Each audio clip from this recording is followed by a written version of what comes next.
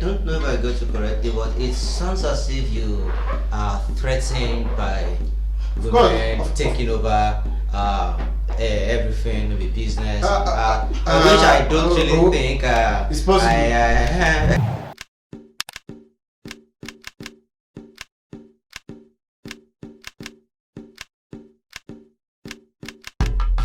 So, Assalamu alaikum warahmatullahi wabarakatuh. So, we're back, and today we are having our brother Lucas Samson Lukman on the show, and just like you must have noticed that we will be talking about a crucial matter that a lot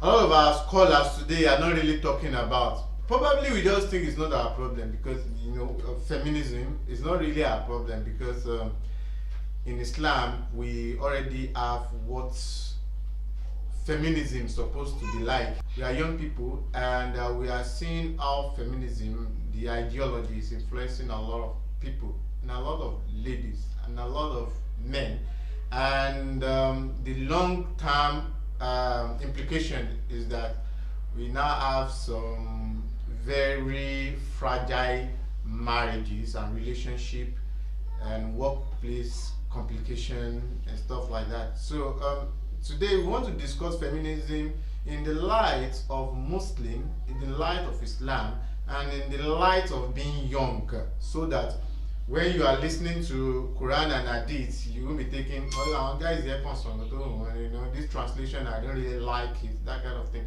So we want to use the mind of the young person to relate with this situation. And with me today is Brother Lucas Samson, and he has been on this case for so long. He's a preacher, he's a scholar, and a lot of us know him before this time because of his intellectual.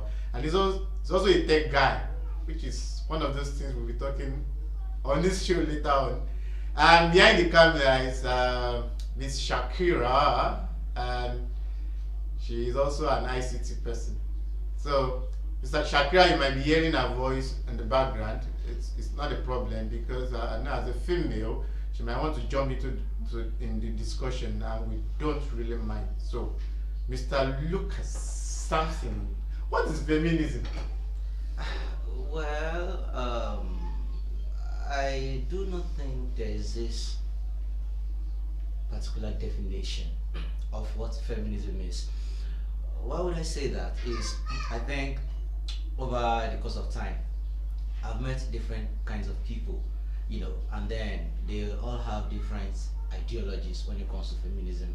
You have the soft feminism, you have the hard feminism. So if I define feminism like, okay, feminism is the campaign for the right of women. If I were to define feminism like that, and I start to analyze what core feminism is about, you will say that that definition does not really work. And then if I now say, oh, feminism is all about hating on men, you see, by the time you start to look at soft feminism or African womanists who ignorantly identify as feminist, so you see that that definition might even seem to be unfair. So I think I would not necessarily say there's a general definition of feminism, so I think it differs. But on the surface, what we are made to understand is that it is just, let's say, generally. One thing I would think is because since this topic is dominated by women, do you think it has anything to do with being women, which they mostly do not have definition for things? They can't really conclude on definition of things. Sometimes good and bad might just be anything relative. So, do you think that is an extension of being a woman? Because there was this time I was actually looking into what's the name of this woman that wrote Chimamanda. And actually I got attracted to her feminism when Beyonce was using her in a song which is to empower women, and she was talking about okay, because I'm a girl, I should aspire to get married, and why can't we teach men to aspire to get married just like we teach guys like that? Was talking about a lot of things she talked about. So mine is that there is gender role, and will you say feminism accept gender role? Which part of feminism actually accept gender role? I think the part of feminism. Do you think there is gender role? Let me just ask you, because I don't know where you are from, or maybe you are with them. Yeah, I totally agree with gender roles. Okay. Whether it's what we have adopted by convention, whether it is what nature seems to have, given to us, there are definitely gender roles. I will just give you like. Why do you think there are gender roles? When two kids are born, one is male, one is female, they all came with 2 hands, 2 feet, 1 head. Okay, let's just use a very simple analogy here, like even giving birth to a child. We know whose role it is to, impregnate someone, and then we know whose role it is to carry the baby. So that is one role. So if you think you want to go against that, and then you want the man to carry the pregnancy, now that one, it doesn't work. That's number one. It and works. then number two, okay, we may come to that. number two is even talking about strength. Okay. I saw this little parody about if Titanic was shot in 2022 or 2020 or something like that, and then there was this idea of women and children first. The men were there to save the women and then the children first. And then, so in that parody, they were like, well, if it was in 2020 or 2022 or something, that, the feminists would have said, no, why are you comparing us to children? It has to be just children first. Leave us with you, something like that. So now, if you now look at this idea of gender roles or not, sorry to correct you on that. It was actually children and men first. The ladies should stay behind. The video you're talking about, it was children and men first. It was children and men No, first. I think the men say that the women should not go. Yes. They are going to follow the children. They are going to follow the children. Okay. The men said, we will get that. No, the men said they want to follow the children. The women want to follow the children. No, this is 2000. So this is 2022. 2022. So the women should stay behind. And the men will follow the children. Because the men do not mind actually to follow the children. Okay, so what will we answer? Okay, so even the sailors follow them. So what will we okay, so you are talking about women trying gender to roles. Yeah, gender roles. Yeah. Other than the idea of pregnancy or giving birth to children and all that, which seems quite agreeable, you may also further look at strength. For example, when you go online or you hear some feminist talk these days, you get this idea of an ideal man or what a man should be like he has to help in the house, to wash the dishes, with the laundry, like things like that. But that is not necessarily what a man should be like. Like if you are telling what an ideal man is, who is fixing the bulb, so women too can fix bulb.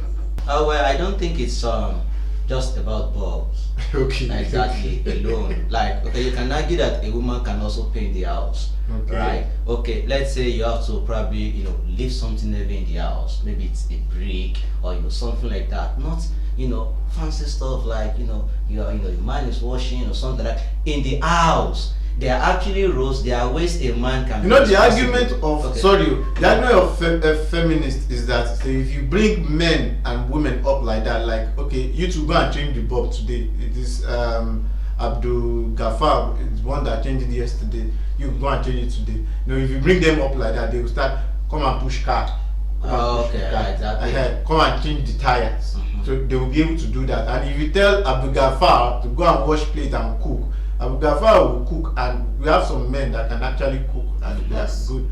So if you actually bring people, it's because we have this conservative mentality that women should do this, some men should do it. That's why we have all I don't even think. Before you continue, say the extension of that is now what is giving men and boys or whatever it is they become when they grow old, to be thinking they are the head of the family. Yes. And they will be kicking women up and down. That's because their parents showed them that women should be doing some kind of work, and men should be doing this kind of work. But I understand that, and if we were to take that into consideration, Okay. we have to look at the systemic impact of things like that. Now, let's assume that we have a scenario where male and female children are brought up in that same environment. Like, okay, the male child is taught to do this, able to cook, to clean, and then take the ladder, push the car, and then the girl child is also taught to be the same thing. But that means in that type of society as well, this is where we have the paradox. So that means in that type of environment, so if there is nothing like don't hit a woman, there's nothing like, oh, you are not a man if a woman slaps you and then you slap your own back. So that means if a woman says whatever to you or slaps you, if you have the energy, you can just beat her up like you would beat a man up if you can, and there's not going to be any outcry. So we see that at the end of the day, even I think if we start to even respect those type of discussions, which I don't even think they are rational, they may start to appear like they're making sense when they don't. So if someone tells me that raise male children and female children the same way, appropriate the same rules to them, and then started to think that by the time they all grow up, if you have 100 male and 100 female, so by the time you are looking for, okay, who is going to go into the military, and then you have 20 males in the army, 20 females in the army, you are sending people to the mines, and then you have 10 females to the mines and 10 males too. And then maybe in a situation like Nigeria, you have people who want to be carrying, Dangote cement, and then you send 10 men to work at Dangote cement, lift, cement like that, and then you send 10 women like that. So by the time those who even make, because I've actually met lots of feminists, at least since I've discussed with them, and by the time we start to talk about these things, and I now show them the other side of, okay, how about understanding that a woman is fragile, not because you want to use that against her or to suppress her or to demean her, but as a means to respect and understanding that this is a nature. So and then they start to think. So I think on a normal day, I think by the time we start to analyze these things, even core feminists themselves, other than just bitterness and people who have trauma and are just anti-men, they also know this is not rational and it's not achievable. And if you were to put them in the same situation as men, I don't think they really would be able to. Well, I think what I can Sorry, pick up. Mr. Ashraf, let me come in. I agree with you to an extent that yes, there are certain things women can't do, and there are certain things men too can't do. Men can't do what? Like slap girls. It's not right. It's not ideal for a man to say, okay, you slap me, the next thing I slap you. Or Bami, you argue with me, the next thing I argue with you. Because there are certain situations where men have to keep quiet. That she's a woman, I just need to leave it for her. But at the same time, you know that feminists don't like that. She's the woman. I don't think, no. Yes, I know. But they want you to slap them back. They want you to slap them. I know. I'm not a feminist, but the thing is, ideally, it is somehow still wrong to say within the household, you should give a specific. You should give not all, but there are some specific things that you can still ask a male child to do. Not just the female child, because I won't lie to you, it's not that I'm saying this out of bitterness or something, but I've seen many situations whereby the male child in the household turns out to be something else we can't even understand, because while growing up you made him believe you're a guy, you don't need to do these things. To an extent that, okay, let me use myself as an example. I had an auntie, she's dead now. So while we were growing up in a house, I actually hated going to a house because of these things. She has one male child, and that was our only child for a very long time before she gave birth to 2 other girls. But she has this way of treating her own children from other children, and she likes us coming to her house, but you don't really treat us that well. I don't know, for my sisters, but as for me, with that age, because we're younger than. Do you think if you are a guy, she would treat you the way she's treating the child? No. Okay, so that means this is another problem entirely. No. That means that you love the child. It's not about being male or female. Even if the girl, if the child is a girl, she will still no, put but to her an on top of you. extent. No, but to an extent, because even he did not even wash cars and change tires and all this. And that was another thing. So the thing is, but she used to let him know that no, you can't do you can't do it because he's a boy. And she was just using that one as a cover up. Okay. Sorry to cut you short. Okay. Now, sometimes when we talk about these issues, we wonder who collects the statistics. You see, because if I were to use my own home where I grew up as an example, especially with the boys, we wash the cars, we fix what can be fixed, we wash the dishes. You see, we have to clean the house. We have one female. So we have one female. So everybody wash plates. He said everybody. In fact, I was Good. the one I washed plates and I washed my mom's car. Good. So my brother, he has his own role. He wakes up, he sweeps the floor. There's another one of my brother who also he sweeps outside. That one sweeps inside. And then even if it's on weekend, we even take the clothes of our younger ones and then we wash them. Now that is one home. Now when we now say, oh, parents teach boys to be this way and do that, who collected the statistics for us to know that okay, this is a general standard, like this is standard, like this is how parents raise their children. Normally females believe that the reason they've been maltreated at home is because most of the time the male, they are being given the kind of role when they were young that makes them feel they are superior to the female. So when they got married, they will be like, you will be the one doing all this while I play game. So something like a power play. Yeah. So now when feminists now come in, they actually let them forget that as they are working in the house, the males who are doing their own thing.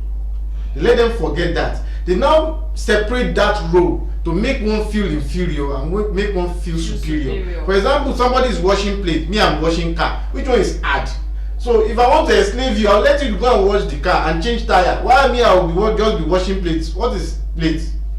But if you change tire now, even one tire is so heavy that you will even be sweating before you change the tire. So you see how hard it is. So when those things, I cannot deny the fact that there are some homes they are actually maltreating the guy. I say maltreating the guy now because they are treating him to be useless in the future. Yes. Okay. So now they are even telling the sister to go and pack the plates.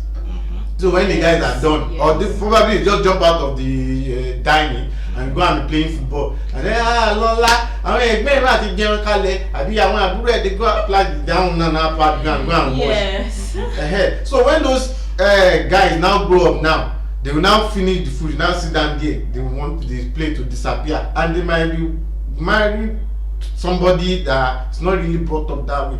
So but that's not what me I will say is that's not even the problem of the father of the house. Is that the problem of the father of the house to make sure that the woman is not a slave in that house? Because most of the time the father is not even in the house. Okay. So that means who raises even these children? It is Women! the mother. But you. the mother, most women that do that are actually, I would call them, there was one word you used the other time, trado women or traditional women or whatever. Okay. They have this traditional mindset. The thing is, the mindset women have then is different from the mindset women are having now. The way they were trained then is different from the way they are training us, the way we are. They believe the family of the girl naturally say, any small thing you don't do right, they say, any small thing, even the thing that has nothing to do with her getting married or not. So the ideal mentality is, I need to prepare. Yes, it's right, but to an extent, you are taking away the girl child's freedom. Ideally, the thing is, they think, everything a female child needs to know is what she's going to do when she gets to her husband's house, how she's going to prepare herself when she gets to her husband's house. So along. No, I want to ask you a question. Is that right? To an extent, yes. I said it before saying it. I said it is to an extent, but to an extent, it is not right because sometimes when it's sometimes the level they take it is too much that you take away this girl's freedom and you don't know. A small child. Sorry, I'm trying to put Yoruba in between. A small child that maybe within still the age of 8. That doesn't even know anything called husband yet. You'll be like, oh, she has to do this, she has to do that. Maybe she's the only girl in the house. So you put all those things on her head till the time that she does not even have time to play as a normal child. You understand what I'm trying to say? So when do they start teaching a boy to start making money and start telling that he has to take care of his family? That's the thing. They don't really do that. The man actually. Seriously? I don't think so. The man actually grows up and sees that, oh, I think my life is being useless. I need to look for a way to do something. Or when they see that, or when they see that. Is that how you grew up?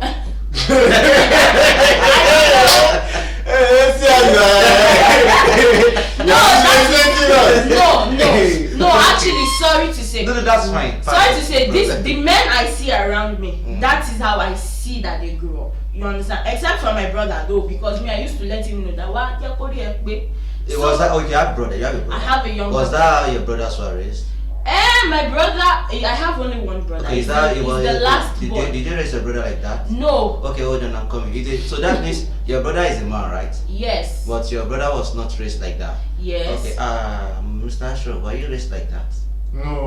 Okay, fine. So now the men around you, when you're talking about these men around you, how many percent? I'm like, what are the numbers? The men around you, like 1,000? No, not like 1,000. like 500.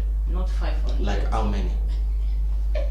Well, out of 100%, I would say the ones I've seen. No, 60. I don't want to do a percentage. Okay. I want the actual, like just no. the numbers of those men around you. Are they like 50? No, they're not like 50. Like how many? How will I know? I don't count them as okay, like just give us a conservative estimate, like just an estimate. Like few neighbors, few brothers. Like how many? Like cousins.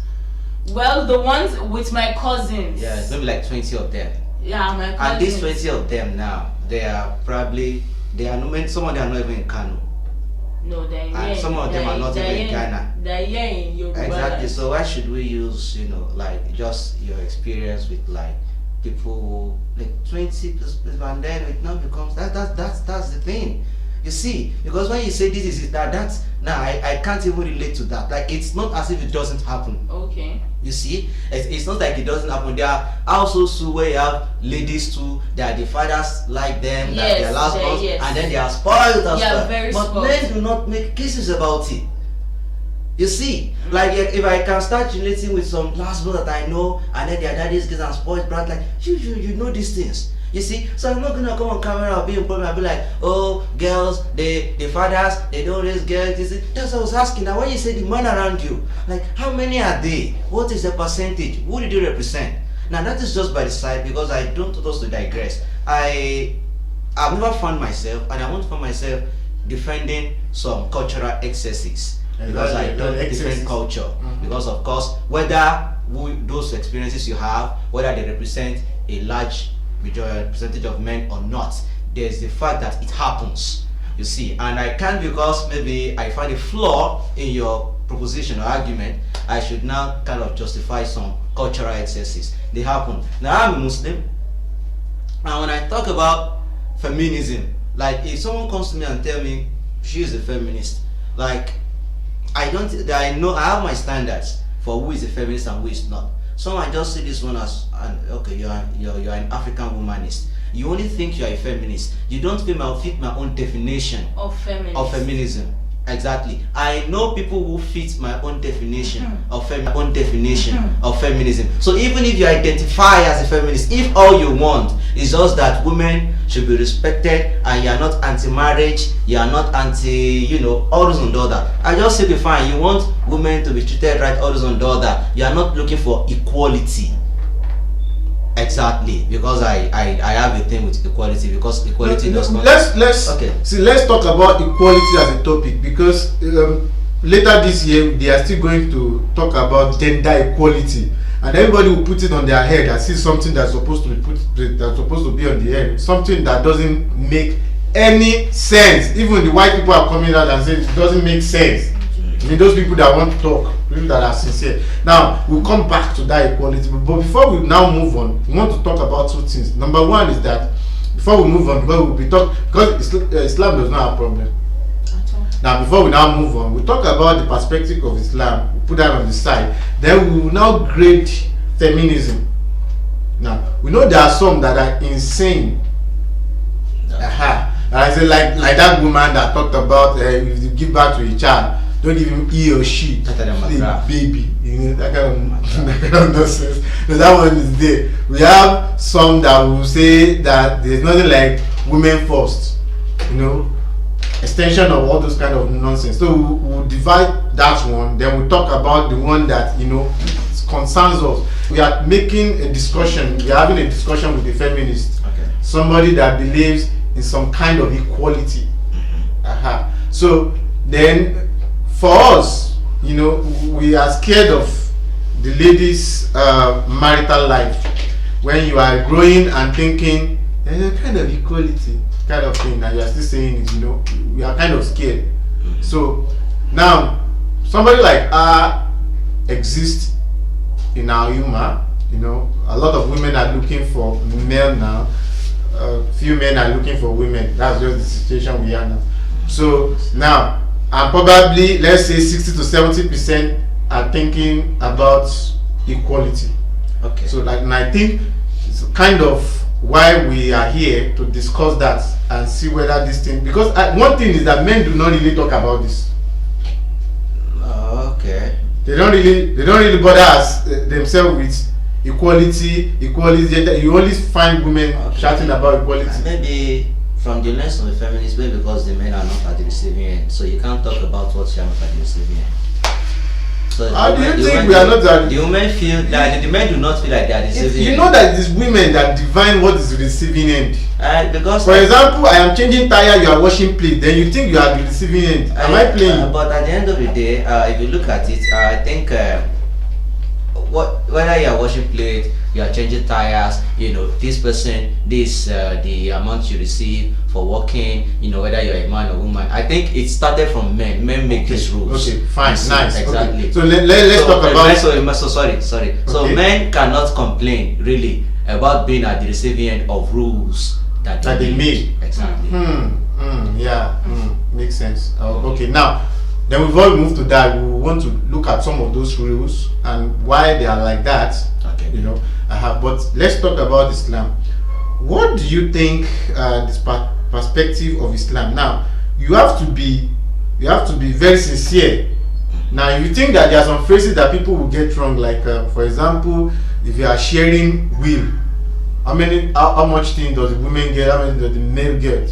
If you're looking into the marriage, how to treat the wife, how to treat the daughter, if some things like that people don't really feel like, well, it's balanced because, you know, it's Islam, and they will say that no, I'm gonna follow Muhammad, but this part of it, nah, not for me. So go. Okay, I'm going to start off this way because the topic is a little bit deep and complex, and we may not necessarily be able to exhaust every part of it in just this video. So if you watch this video, you are not comfortable with any part of it, you can use the comment section or ask the publisher to contact whoever is talking. If you want to insult or you want to have some skills about it, and then you can just exactly. So we just link you and then you may get further explanation. Well, let me just give a summary based on what you asked. I think before we start to talk about Islam, like the perspective of Islam, people need to understand the prolegomena to what Islam itself is all about. And what I will say there is Islam is collective. You see, it is collective. It is not individualistic. So if it sees the human being, it sees us as an ummah, as society. So no one is standing aloof.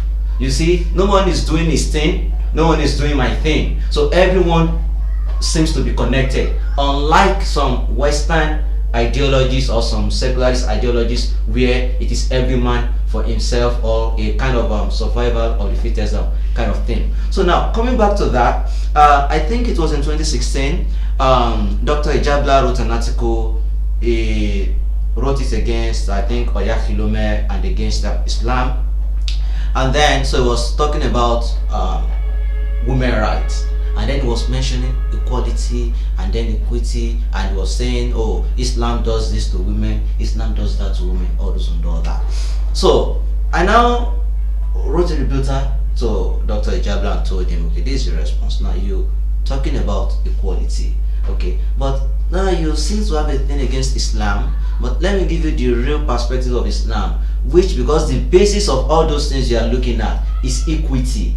For example, now what is the idea of feminism or no feminism in Islam?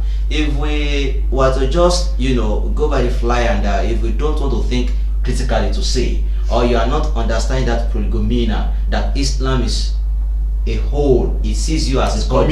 So you are most likely going to think that, this Islam, I think the women are the receiving, but at the end of the day, you also think men are the receiving end too. We may start from, now the Islam stipulates that, for example, if a man wants to, get married to a woman, he has to pay mahar, right? What we call dowry in some sense, right? But now, unlike some other cultures, this money now does not belong to a family. The money belongs to the woman, right? Okay, fine. You are a human being, I'm a human being. We want to grow a family together and have children together. Why am I paying you? I'm paying you what you asked for, Neo. Exactly. You're not my slave. Okay. Exactly, right? Yeah. That's number one. And then number two, it now says that your money is your money. My money is my money. Exactly. His money is mine. Exactly. If I am the man, my wife's money, my money is my wife's money. But my wife's money is not yours. It's not my money. I feel bad now. Oh Allah, why? Why my man? You see? Okay, right, something like that. So now that is one. Now, but you see, on the other hand, this Islam now says a woman should always go out with a mahram, but the man can go out without the mahram. So that means the man can go out and do whatever he likes. But the woman has to be under the supervision of a man every now and then, at least one from family. Oh, this is so bad. Why? Why do men have such freedom? And then, when we now look at it critically, we see that because Islam was established by Allah subhanahu wa ta'ala, God, who created both of us. So He knows our strengths, and then He knows our weaknesses in that sense. So when you look at the idea of mahram, so an average feminist may not necessarily be cool with the idea of like, oh, a man has to accompany me every time. Why? But then, by the time you just go online, you go on Instagram, you're on Facebook, you're on Twitter, and then you see Western women crying about, oh, why do men like to catcall us? All this and the other. Catcalling, you go this, you go, oh, men has come, all this and the other. But then, when Qatar hosted the last World Cup, the women, Western women, who went over there to Qatar, they felt safer. In that sense. Now you see when people say men has come, oh, men rape women, men do these things to be, well, it is a very, very important that even within the home, it can even happen. Yes. You see? But now the thing there is that at least you have even minimized it. I will make a digression. It's like capital punishment. You have the Western world now, they are saying capital punishment is barbaric, it's always and all that.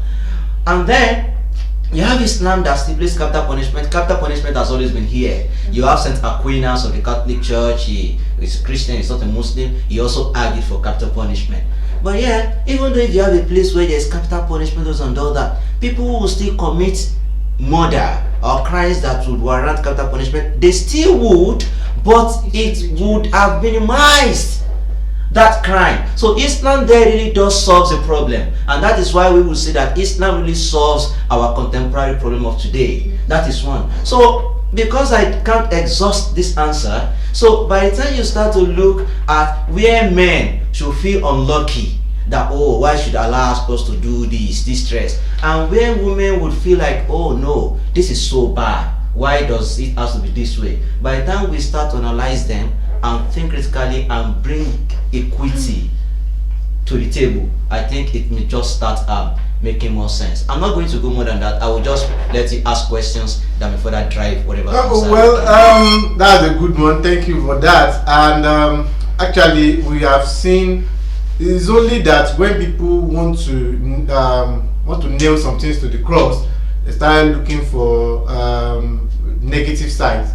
A lot of women have achieved in Islam, and nothing actually hold them back.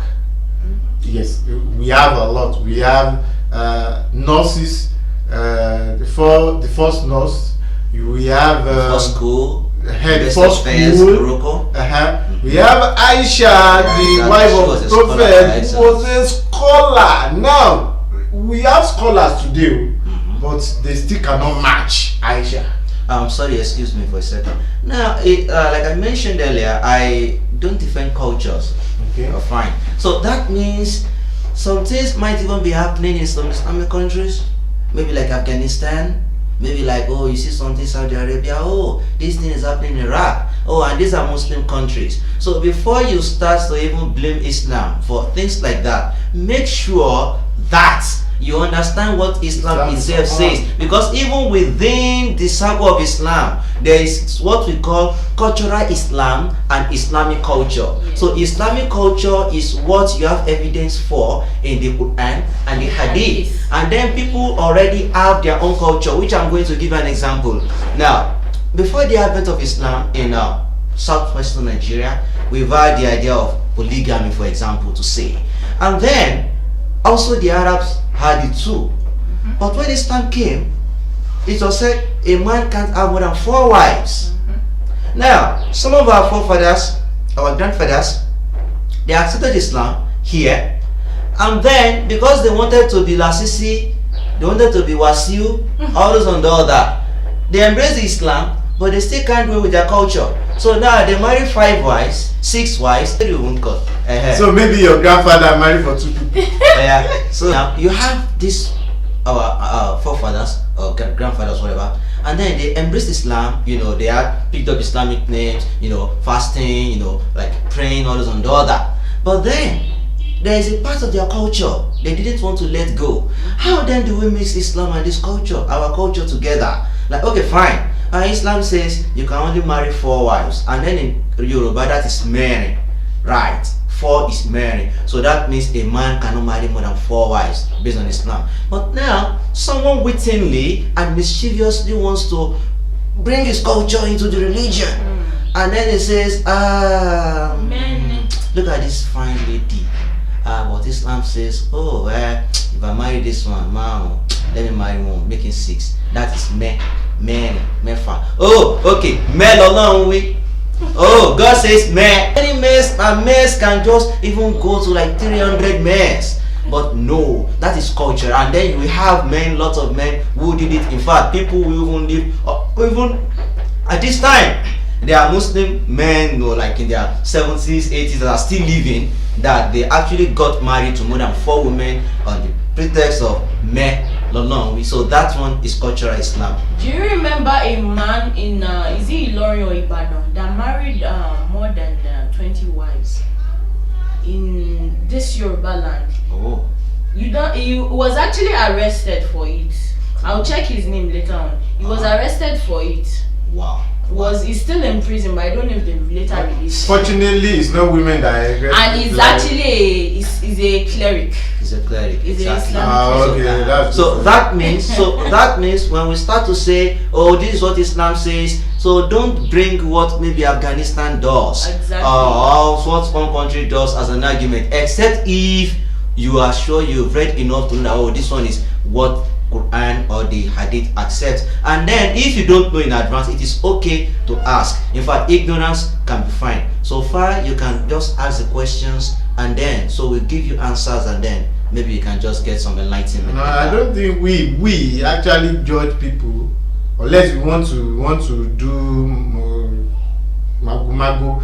We don't really judge people by what other people. We don't really judge an ideology by what the people under it are doing, but the ideology itself. Exactly. So that really means that you are intellectual and you are reasoning. Because if somebody is doing this thing and the ideology they claim to follow is going this direction, then you know the person is the one that is wrong. But don't let us move away so much from feminism. Now, I said we are going to divide the feminism and talk about the one that is actually affecting us. I don't really think, even though one of my let me say students, okay, she was in a bus and he was this woman was coming in, and the guy now stood up and said, "Come and sit down." The woman was like, okay. "Why do you? What does that mean? What does that? Why are you standing up?" And the man just sit down back like, I don't have that around. So that kind of thing, and she was like surprised. You guys are taking this thing too far. Now I would say that is extreme, and it's happening in Lagos. So I don't have the statistics of extreme feminism in Lagos, but I don't think we have so much here. We have melancholy, sad feminism here of people that have crashed their weddings and they want to crash some other people's wedding. I think that one is possible in Nigeria. Oh wow, It's very possible. Yeah, that's very possible. But we don't have people that will say that we cannot give baby. We have to give them gender neutral names. That's what they call it. yeah. I don't think we have those extreme here, but we have some form of feminism in this country. I mean, in our society, that is ruining the marriage. Is that something you would like to discuss? Well, maybe not. They talk about equality. Probably let's go through equality now. They talk about equality. They talk about sometimes you wash plate, I wash plate. Sometimes you play with the baby, I play with the baby. And sometimes you pay the school fees, I pay the school fees. Yeah, that kind of thing. You pay the house rent, I pay the house rent. I think there is one thing I'm sure about, or one thing I'm sure of is, by the time it just gets so bad, men do not have to be involved in the fight against feminism. It has to be women against women. Like that's exactly. So men We are too busy. yeah, men really should not really get themselves worked up on feminism like that. I think what can really make men get worked up is, I think maybe by the virtue of what have been institutionalized, that men control the society. So they may just not want to watch that everything just goes into disarray. Maybe that is what might make men really get worked up. But other than that, there's one reason that I got worked up.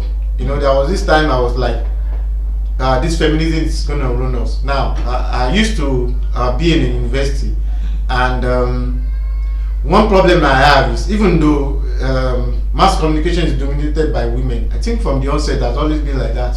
Just like you get a footer and it look like a gay club. I'm sorry about that.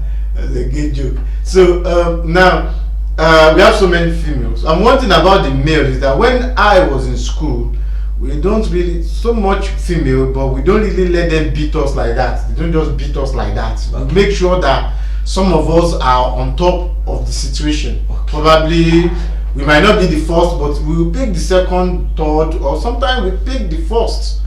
But now there is only female there. okay. And what is affecting these people is that when we are talking about equality, then they always have this feeling that they have given so much to men. Don't give anything to them anymore. Keep giving it to women. So we've been lately, the World Bank just gave out grants for women to be in tech, a lot of money.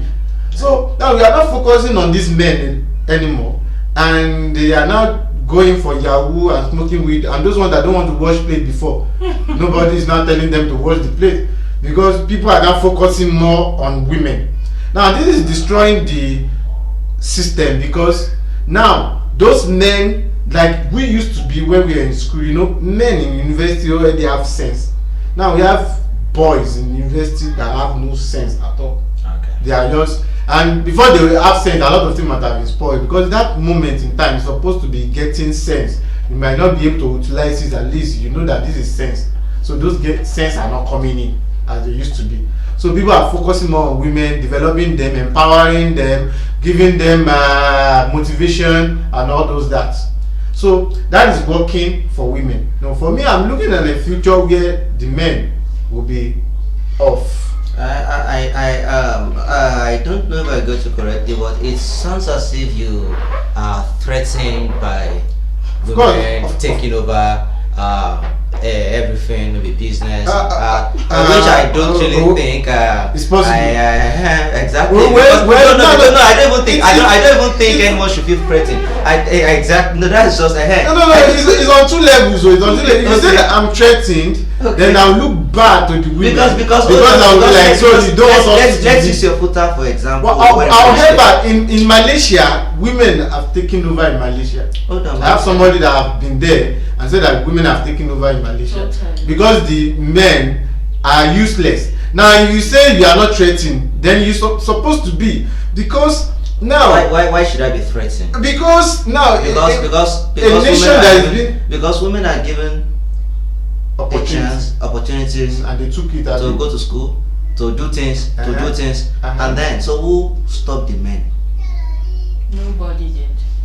So why is it supposed to be the fault of feminism?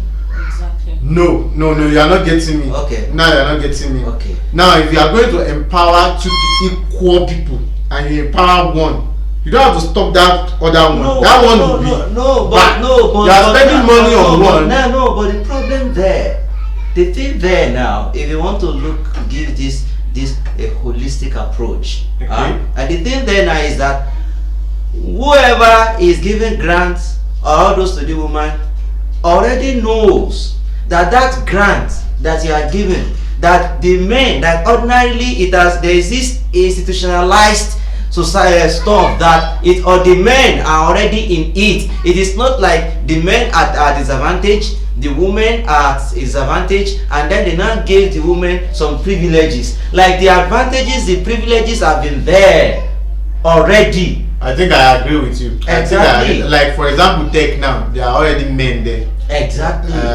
Putting women there, I don't know how it's going to work. I don't know. I've never been in a situation where tech is being taken over by women and men are probably playing football outside. I don't know. I've not seen that since then. Okay. But I think something else has really changed. Because when you see, because I think that's why I just like to give things this holistic approach. As far as the world is still concerned now, if you watch football, the FIFA World Cup, the UEFA Champions League, the Premier League, the men football is paying the most. You see, men are in sports, women are in sports now.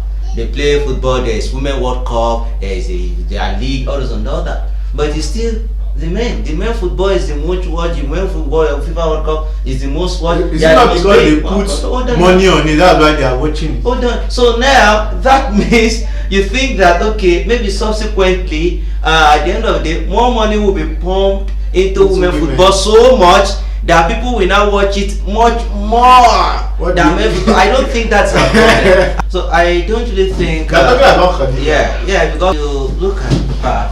She was wealthier than the Prophet Sallallahu Alaihi Wasallam, but she still remained, you see, a wife, like in the ideal sense of a wife. So now, whether a woman becomes wealthy, that's where Islam seems to be different. Now, if you have to follow culture or let's just use Yoruba culture, or just any kind of culture like that. Now, this type of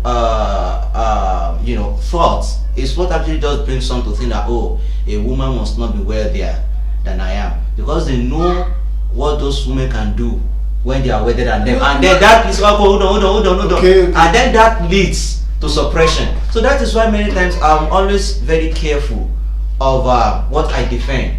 Ideally, if we are to follow whether it's secularism or these several other cultures, in a situation where a woman lives and all this and all that, you may not be able to hold them, and then you may come up with your cultural rights. So that's on its own is not my own business. So my own business is what Islam says. So whether a woman Islam is empowered, whether a woman, you said Islam says that women cannot lead. We are not talking about leadership here. We are talking about having access, privilege. Like Adai's Khadija as an example. She had more access to wealth. Yet, you remain a wife. And then you don't become a man. It doesn't become like a competition. That is the problem. If we should not fear that, as a matter of fact, the point is that feminism is not going to affect our society. That's what you are saying. It's not. No, the going thing, to no, the affect problem, the our thing, no, society. the thing there, like I told you, is everybody does their thing, okay, and I don't think there is this particular definition of feminism. If you look at this part of the world, or if you see many of these feminists, others and all that, just many of them are African women. They are not feminists. Okay, now let's talk about African women, because you keep mentioning African women. What is African women? Well, just simply put that an African womanist is a traditional woman, but who still wants a woman to be treated fairly, not unjustly. So she is not after equal rights. Unjustly. Yeah, she does not. She is not after equal rights. Not She is not concerned. She wants. She can stay at home. She can stay at home. She will work. But if she says she might be a housewife. Yes, she can. And she wants to be treated well as an housewife. Exactly. Yeah, but she can. At least she has some concerns. She can say them. Just don't say, "Wow, you are." Doesn't think that women are or think that a woman is inherently stupid. Okay. You see, or like a woman is inherently dumb, or a woman is not inherently smart as a man, and then so you just to suppress her. So African humanists are really fine with that. Like they just treat women like they see the problems. They see that, oh, look how it's happening to women, all this and all that. But they can still be traditional. They still want to get married. They want their dowry paid. They want to even kneel for you. They even want to serve you. So you see, they want to serve you their food and do all this and all that. Someone like me is an African woman. Exactly. So if you're like African woman is an African woman. So exactly. So for a Muslim woman. So I still Islam covers African womanism. Yes. So that is why I don't even think a Muslim woman should identify either as a feminist or as an African womanist. Because whatever you are looking for, even under African womanism, Islam covers that. Of course it does. You see, exactly, for you. But feminism, gone. Now, why do I not think every feminist that identifies as feminist is a feminist in my own dictionary? Because contemporarily, if you are a feminist, at least you have to be LGBTQ sympathetic. Now, if you look at the Equality Rights Act, yeah, of course. If you look at the Equality Rights Act of the US, like I think 1974, so it puts the rights of everyone, you see, like in the same basket. Whether you're Muslim, whether you are gay, whether you are this, like it's just about right. You can't discriminate anyone on account of their gender or this and that. Now, I am a part of many international bodies. I have done courses on human rights campaign. But now one of them is this UHDIR.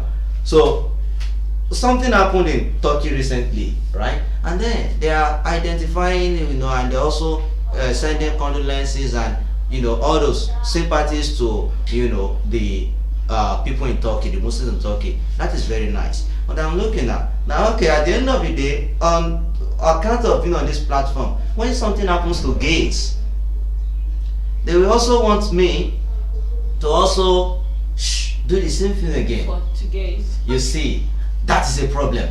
Now, when you now look at this feminism, okay, and then we have the LGBTQ community back, you are going to bring something about a transgender woman.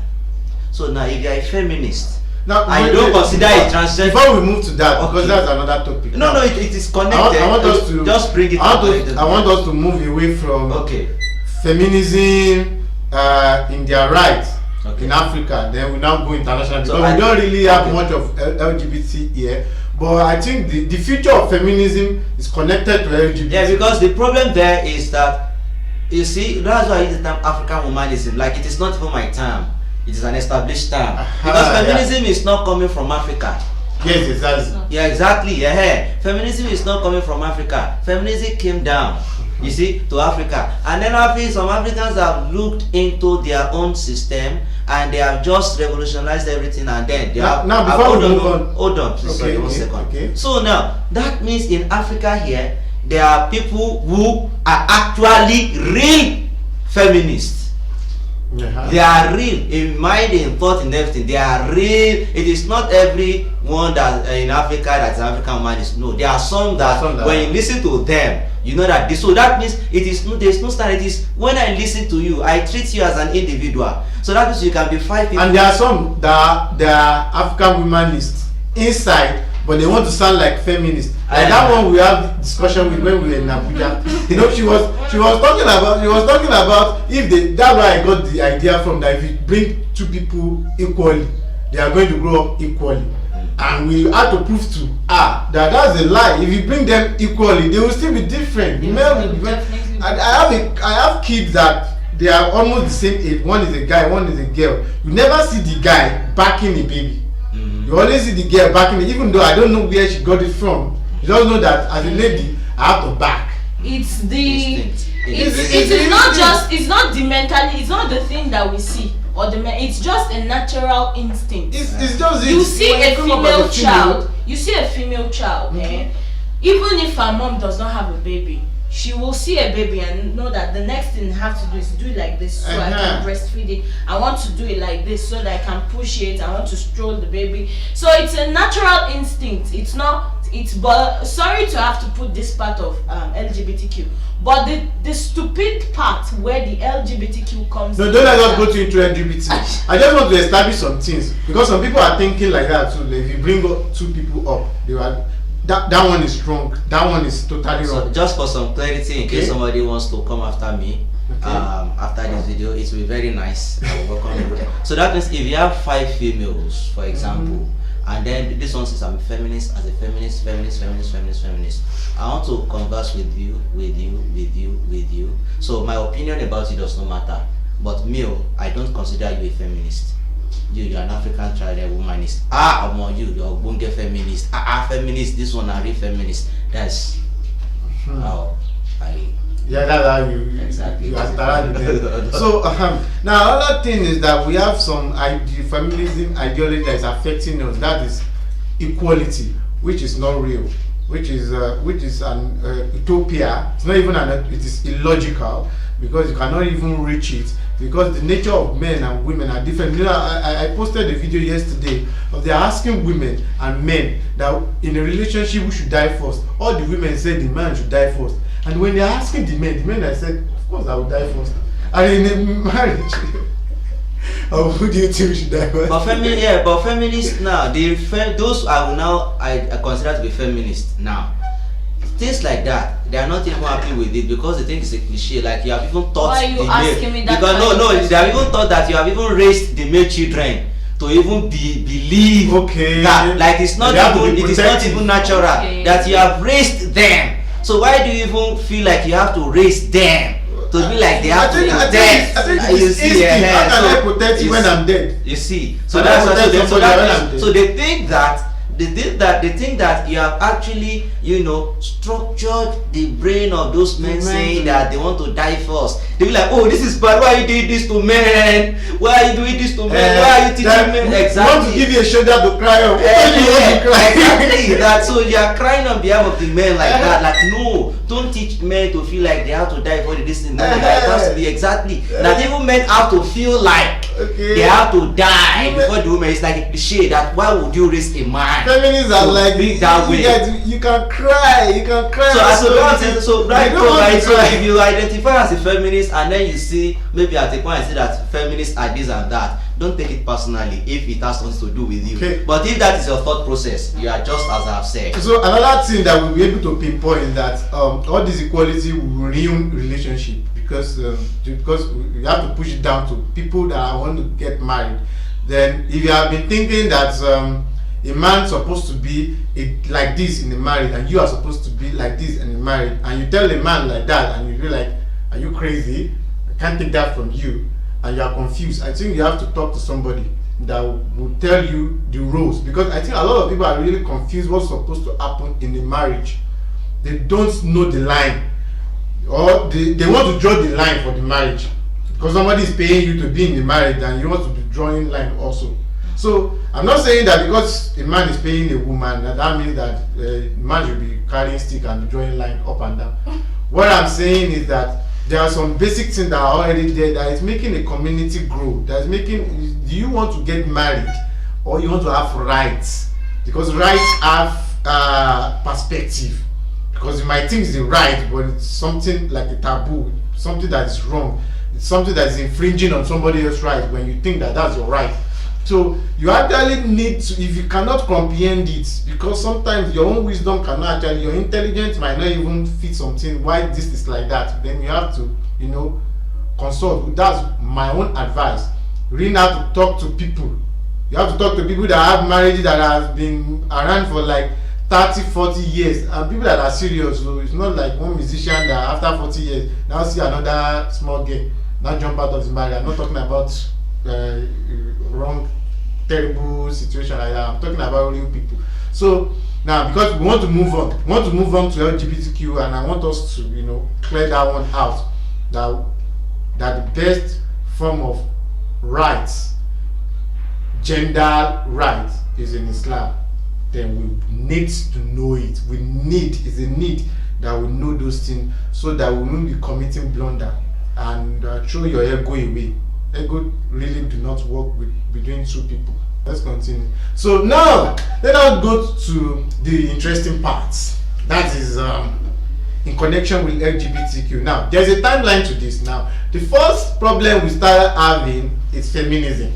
Okay. Started having feminism. Started eating us hard. Think it's a joke. Most of us took it as a joke, and it is a joke to us. Okay. Apart from somebody like me that thinks it's affecting our educational system, which probably is not. So now, then we started having the rise of LGBTQ. It used to be LGBT, then now there's Q, there's now plus. Sorry. Probably another plus is in front. Probably now you have another plus, but for now people are identifying as animals. They are identifying as They identify as a wall. Someone is identifying as a wall. Someone is identifying as a kid. Now someone is giving me a problem that, okay, if I can identify as anything, why can't I, a 5-year-old, identify as a 50-year-old and go and get married and then go and getting work? I want to go and get a job. I want to retire even before I grow. So that kind of thing. Then there's, but we are not going there now. Let's look at feminism in relationship with LGBTQ. You mentioned something the other time. You said that they should sympathize with them, and I think that is right. But they are not sympathizing with them. You know, the problem is that now they are defending women, and in LGBTQ you are seeing men that used to be your enemy now claiming to be women. Now that's the problem. Now that's the problem. Now I have this video. You will see it now, of women, feminists, seeing transgender, and they attack them because they think they are not women. And there is this documentary which is very important. They used to delete that. I told you about that. They used to delete that documentary online. It's called "What Is a Woman?" So ridiculous, because there's this investigation that went down into universities for a professor to actually define what's a woman, and it took like hours, and it was just babbling, and they cannot define a woman. What we in Africa here can easily say, who is a woman? This one is a woman, this one is a man. Come and see a Igbo. One is just carrying, you know, their sex is different from gender, gender is different from sex, and girls and women and all this and this one is an identity, this one is genetic, that kind of nonsense. It's just going down. So that has become complicated now. Now, feminism. What is feminism in the new age of LGBTQ? The threats to human rationality. Yeah, like I said, we don't have a whole lot of time to discuss this comprehensive topic. Okay. But before I just go into your question, I'll just use this opportunity to just tell you this chance to say that, you see, that's why I'm very careful about what I defend. The only thing I can defend is Islam. Okay. Because when you look at many of these cultures or this belief system, you get to see there are just lots of flaws, and they bring these kind of problems. We cannot exclude the effects of secularism in all these problems we have. Now, we removed got from the system, our belief, our idea of what is right and wrong now becomes relative. It becomes a matter of perception. So there is no standards as what is right and what is wrong. And then people can just do things, and then the idea of right now became a thing. Now, looking at the the reality of feminism today, and also let's say the future, like I said earlier, men would not be the one to really bother themselves about feminism. It is women against women. Now we have seen the emergence of the LGBTQ, which has really divided feminists. And I was trying to quote something earlier, which is the Equality Rights Act of 1974 in the US, and then it puts the right of everyone in the same box. Now, for example, this is a complex situation. Now, I'm a Muslim. I'm a Muslim activist. Say I'm in the US, and then I want to campaign for the rights of Muslims. That no, you must respect Muslims. Muslims are not terrorists. But the same law that makes you governs my right is the same law that gives the right to the homosexual. And then a gay wants to come to work in my company, and then I say no, I don't want a gay in my company, but I am actually discriminating against that gay, while at the same time taking advantage of the same law that protects the gay to protect my own self. So the law that protects the gay protects me. So now if I now say I'm now an Islamic activist and I'm taking advantage of that law, so am I now being hypocritical to say? So that means when feminists are coming and say, oh, these are right, that's why I said, for my own definition of a real feminist today must be LGBTQ apologetic, because you are fighting for rights. For example, okay, this is the right, and then you want, the right is not no restraint. It's like a free right, like freedom. It has to be free. We can do whatever we want. You can't tell us this, don't tell us that. And now you have the LGBTQ, and then you have some now who say they are now transgender women. Okay, but it is their right. So we are fighting for that right as a feminist to say, and then somebody exercises his right to now identify as a female. Where do you have, or what right do you have to say that this person is not exactly has no right, or is not a female? So that means you see many of those who want to join this queer, or this gay, or this lesbian, all of them. So because this all, that's why they keep joining them. Before they were different, but now they keep joining them together because they are all binded by unrestricted rights. You see, so protect me to protect you. If I'm a feminist and I'm saying I'm against transgender something, it is like you are doing a disservice to even your own cause.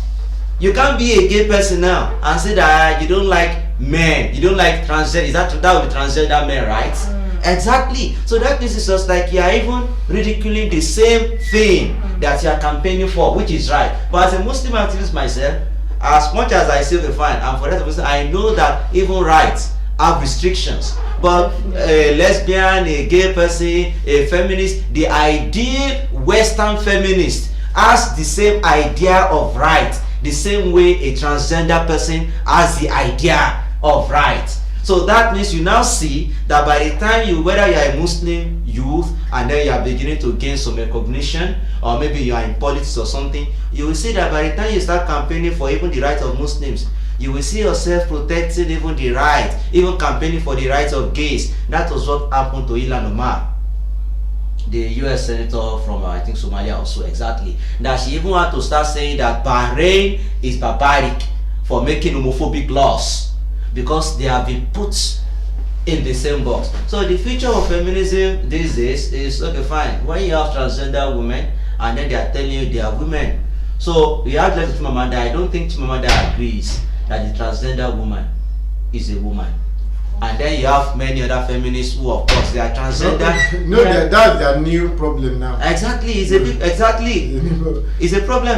Yeah. The most annoying thing is that they've left a mark in our society before they faded away, because according to what that takes now, they are not real anymore. because this right that has been given to cat and dog makes nothing to the women again. So there's nothing like feminism. Nothing. So when you now say you're a feminist, and then I'm discriminating against your, should I say fellow women or unfellow women? So that's why I told you I can't define feminism. You see, or who is a feminist? I will just give you this person fits my own idea of feminist. This person does not. Okay, somebody now is a transgender woman, and then the system is also giving that person what a woman gets, and then are you campaigning for the rights of that person too, or not? Even a transgender feminist is a transgender feminist a feminist to you. The traditional African woman, the African womanist, for example. We even hear transgender woman be like this, yeah, exactly. But then, what then is your range of feminism in that sense? So I think there's a real big problem with feminism, and I think it boils down to the same thing. I tell you, it is disbelief. And when people disbelieve, when people are not properly guided, you are definitely going to have those problems. And then I put secularism at the top of it. Now there is no God, there is nothing that knows, okay, this is who people are, this is what this one is. And Allah subhanahu wa ta'ala did not give us rights without restrictions like that. So if there are rights, you have your rights, you have your responsibilities, and then there are restrictions. But if we humans now start to dictate for ourselves, we don't find guidance from Islam, and then you want to run yourselves. Everybody we identify as dog, as camera, as this thing, and all this and all that. So I would use that chance to say, if you've not learned about Islam, or you've learned about Islam from this funny perspective, maybe from non-Muslim or from Islamic perspective, try to study real Islam and understand how Islam solves this problem that seems to have engulfed the world today. So the leftover of feminists after this show, now we are here to make sure that you express your wrath on this matter especially. So you can contact him and say anything. And one thing is that we are actually open for this, because one of the reasons that this is not really interesting to us, because there is no more point that makes sense to us that feminists can actually bring in that we've not really dealt with in the past. I think the one that I kept mentioning is bringing up two people at the same time. We have it's just normal to talk about equity, because since the two genders are different. So what we will love from you is, why do you think feminism should still exist now? From the fact that we've already proven that with the adventure of LGBTQ, which has nullified the ideology of feminism, then why do you still think it exists? Because I think with feminism, some people feel safe that, I don't need a man. It's a kind of motivation that you don't need a man, that you can walk yourself up there without men. You can also have babies outside without having husband. That kind of thing that can actually ruin any society. Some people do not even believe it can ruin anything, because people don't believe in a society. People don't believe in a society. Exactly, it is us, me, individual, one person, not society. In Islam, community is very important. It's very key. Even though we all go to paradise individually, but you have to exist in the community. For someone like me, okay, to an extent, community is important. To an extent, it is not. The reason why I said so is because this idea of community matters has ruined some people. For instance, you see a relationship whereby the husband beats the wife every goddamn day, and this thing is actually taking a life away gradually. But because of what will the community say, she keeps it to herself till she dies. Example is, I know she's a Christian. Example is this Ozinachi woman. She kept going back to the church, telling the church members, if you leave your husband, what the church members were telling us, if she leaves her husband, what will the community say? She knows she's an idol, or how will I call it?